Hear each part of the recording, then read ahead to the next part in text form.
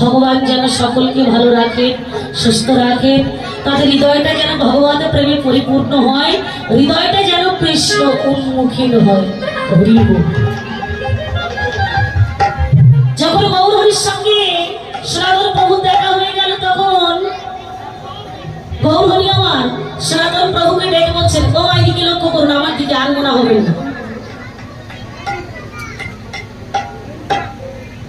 যদি হন আনমন এখানে থাকে না, বৃন্দাবন কি থাকে। হরি বল। তো এবার কি করলেন, যখন দেখা হলো তখন গৌর হরি সনাতন প্রভুকে ডেকে বলছে, ওরে সনাতন তুই এসেছিস, সেই যখন এলি তাহলে এত দেরি করে কেন এলি, এত দেরি করে কেন এলি? হঠাৎ করে লক্ষ্য করে দেখলেন সনাতন প্রভুর কাঁধে একটা কম্বল দেখা যাচ্ছে। বাবা সনাতনকে ডেকে বলছে, হ্যাঁ রে সনাতন, তোর বাড়ি গাড়ি স্থাবর জঙ্গম সোনা দ্বারা মণিমুক্ত রাজভোগ রাজ পোশাক সকল কিছু তুই পরিত্যাগ করেছিস, আর সামান্য কি একটা কম্বলের মায়া তুই পরিত্যাগ করতে পারছিস না? সামান্য একটা কম্বলের মায়া পরিত্যাগ করতে পারিস? যেই না বলেছি চেতন ফিরে পেয়েছি। ঈশ্বর মানে তাকিয়ে দর্শন করলেন একটা ভিখারি দাঁড়িয়ে আছে, সঙ্গে সঙ্গে সেই কম্বলটা ভিখারিকে চির জন্মের মতো দান করে দিলেন।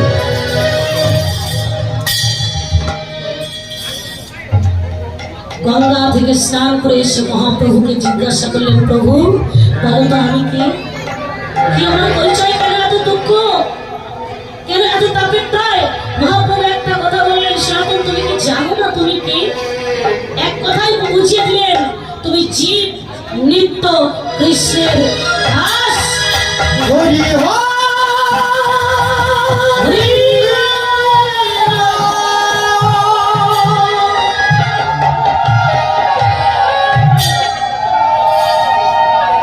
তাহলে আমাদের পরিচয়টা কি মা? এই যে আমরা জলীয় জগতে সবাই এসেছি, মা হয়েছি, বাবা হয়েছি, কাকা হয়েছি, জ্যাঠা হয়েছি, জেঠিমা হয়েছি, এটাই কি আমাদের পরিচয়? যিনি স্কুলের শিক্ষকতা করেন তাকে আমরা কি বলি? শিক্ষক। যিনি ডাক্তারি করেন তিনি ডাক্তার, যিনি পুলিশের চাকরি করেন তিনি পুলিশ। এটা তার জলীয় জগতের পরিচয়, কিন্তু ওই জগতের পরিচয় তার না। তাহলে সেই অপ্রাকৃত জগতের পরিচয় হলো কি? জীব নিত্য কৃষ্ণ দাস। আমরা নিতই নিতই কৃষ্ণের দাস গো বাবা। এই কথাটা যখন আমরা ভুলে যাই, তখন ওই মায়া আমাদের গলায় ফাঁসির মতো লটকে যায়। হরিবল হরিবল বলে, জীব নিত্য কৃষ্ণ দাস তাহা ভুলি গেল, তে কারণে মায়া পাশ জীবের গলাতে বাঁধিল। কৃষ্ণ সূর্য সম মায়া অন্ধকার, যাহা কৃষ্ণ তাহা নাই মায়ার অধিকার। যেখানে কৃষ্ণ সূর্য থাকে সেখানে কি অন্ধকার থাকতে পারে গো? ভগবান বুঝিয়ে দিলেন, তুমি জীব নিত্য কৃষ্ণ দাস। ও বাবা, আমরা জগতে আমাদের পরিচয় কি? আমরাও কৃষ্ণ দাস। হরি বল হরি বল। তাহলে এই কথাটা কি আমরা কখনো ভাবি? এই কথাটা কি আমরা কখনো ভাবি? ভাবি না।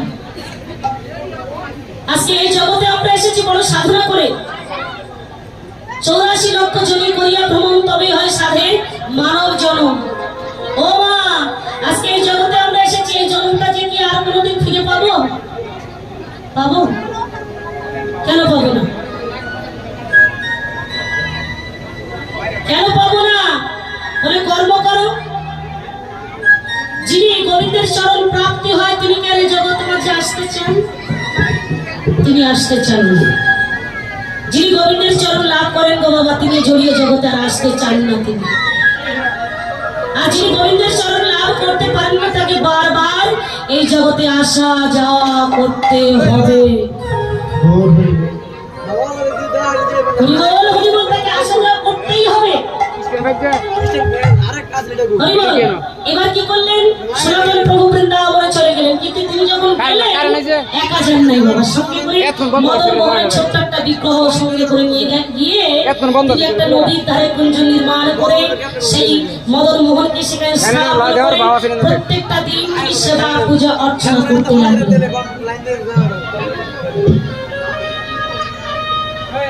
পূজা অর্চনা করতে করতে প্রতিদিন তিনি ভিক্ষা করেন। ভিক্ষা না করলে কি আর গোবিন্দের সেবা হয় গো বাবা? ভিক্ষা করে তিনি সেবা দেন, কিন্তু সময় কি আর কখন থেমে থাকে? সময় বইয়া যায় নদীর স্রোতের প্রায়, সোনার ঘড়িটি বলে টিক টিক টিক। সোনার ঘড়ি হলেও সেটাতে টিক টিক বলবে। সময় গতিশীল, সে তার নিজ গতিতেই চলে। একদিন দুদিন, এক মাস দুই মাস, এক বছর দুই বছর করতে করতে করতে করতে সনাতন প্রভু বৃদ্ধ হয়ে গেল। বয়স হয়ে গেল বাবা, এই জায়গাটা একটু লক্ষ্য করবেন। তিনি আর চলতে পারেন না। লাঠিটা তখন তার জীবনের একমাত্র সম্বল হয়েছে। তিনি আর বেশি দূরে ভিক্ষা করে যেতে পারেন না। তিনি যতদূর পারেন ততদূর যে ভিক্ষা করে এনে তবে মদন মোহনকে সেবা দেন। কিন্তু কিছুটা দিন হয়ে গেল, ভিক্ষায় শুধু শুকনো রুটি ছাড়া তিনি আর কিছু পান না।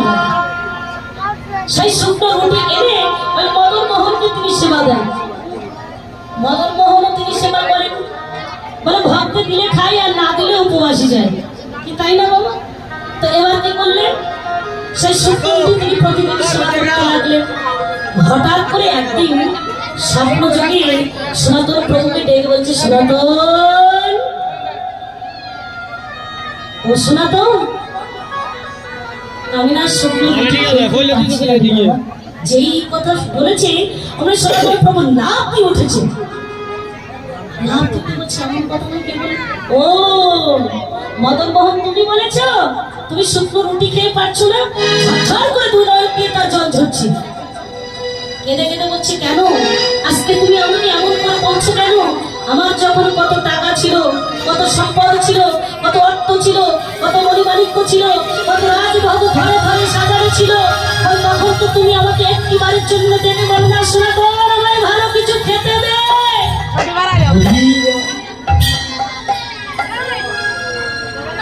কেন বলো দয়াময়?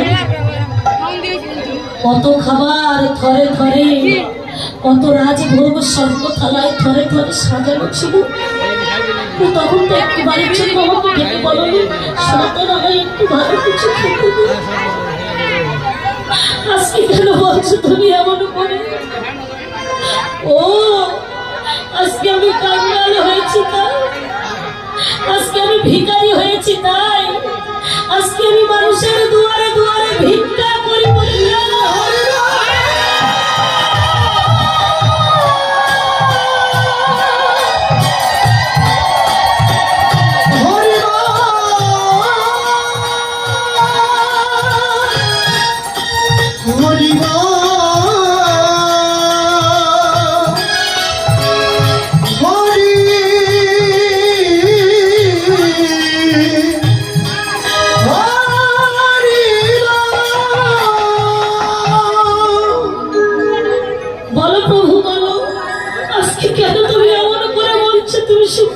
খেতে পারছো না?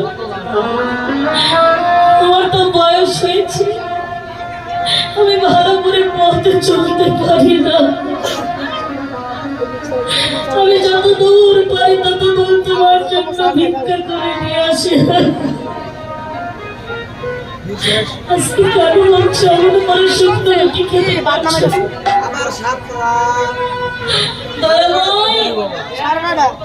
শোনো, তুমি তো জানো আমি তোমাকে বাদ দিয়ে ভালো কোনো কিছু সেবা করি না। আমি ভিক্ষায় যা পাই তাই এনে তোমাকে সেবা দেই, ভিক্ষা করে যা পেয়েছি তাই এনে তোমাকে সেবা দিয়েছি। দেখুন ভক্তের কত অনুরাগ, অনুরাগ ভরা অন্তরে বলছে, শোনো মদন মোহন, যা পেয়েছি তাই তোমাকে সেবা দিয়েছি। এতে যদি তোমার ভালো না লাগে তাহলে তুমি অন্য কোথায় চলে যাও। ভগবান চোখ ফুটেছে, আমি তো সেটা বলি, আমি শুকনো রুটি খেয়ে পারছিলাম না বলে বলছিলাম একটু লবণ তো তুই আমাকে দিতে পারিস।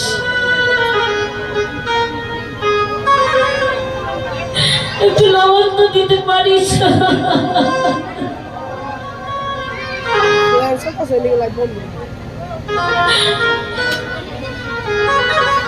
শোন না, ভগবান দেখুন ভক্তকে কত ভয় পায়। বলছি ওরে সনাতন শোন, আমার ভালো কিছু লাগবে না, ভালো কিছুর প্রয়োজন নেই, আমি তোর কাছে ভালো কিছু খেতে চাই। তবু তোর কাছে আমার একটা অনুরোধ, কি জানিস, তোর মতো ভক্তের কাছ থেকে তুই আমাকে কখনো কোনোদিন তাড়িয়ে দিস না। আমি তাই বলবো,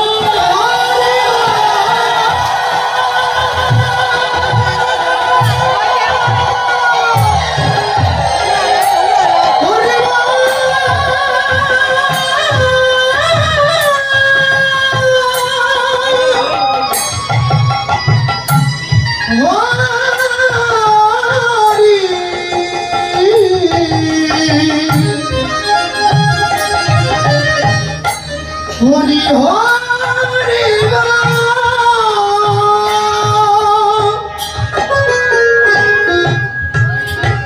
বলছে মদন মোহন, শুনেছি তুমি নাকি অখিল বিশ্ব ব্রহ্মাণ্ডের মালিক। এই জগতের সংসারে তুমি কতজনকে কত কিছু দিয়েছো, রাজাকে ফকির করেছো, ফকিরকে রাজা করেছো, তো তোমার লবণকে দিচ্ছে করেছো, নিজের লবণ নিজে জোগাড় করে নিয়ে খেতে পারছো না। আর যেই নাই কথা বলেছে, হঠাৎ করে লক্ষ্য করে দেখলেন কোথা থেকে নৌকা বোঝাই করা লবণের বস্তা নিয়ে সওদাগর বাণিজ্য করতে আসছেন। আস্তে না আস্তে ঠিক ওই মদন মোহনের কুঞ্জের সোজাসুজি নৌকাটা বালুর চড়ায় আটকে গেছে। ভগবানের কাজ ভগবান করে, মানুষ হল নিমিত্ত মাত্র।